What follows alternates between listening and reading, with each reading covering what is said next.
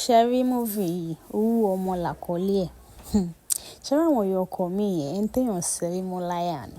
Nínú movie yìí, a rí Mide Martins, a rí Adediwura, a dẹ̀ rí Mama Lola Adije. Mama Lola Adije, àwọn ni ìyá ọkọ. Ẹ purọ́ fọ́mọ yín pé ara yín ò yá torí kẹ́ lè fi kúrò lé yín, kẹ́ lè wá jókòó sílé ọmọ yín tó jọ́kùnrin. Ọmọ yín wá gbé yín kúrò lé, ó gbé yín wá sílé tiẹ̀, tíyàwó ẹ̀ wà. Rárá tó yẹ kẹ́ jókòó yín jẹ́jẹ́, ẹ̀ tún wá ń fìtìnà tí ọmọ.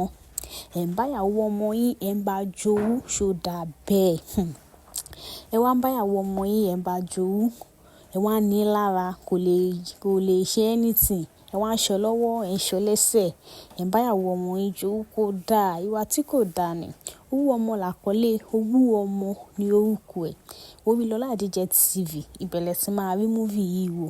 Movie yìí dùn gan. Ó dùn gan. Like, ẹ̀yin náà mọ ọmọ ìyá Lola Adije pé wọn kì í ṣèṣà.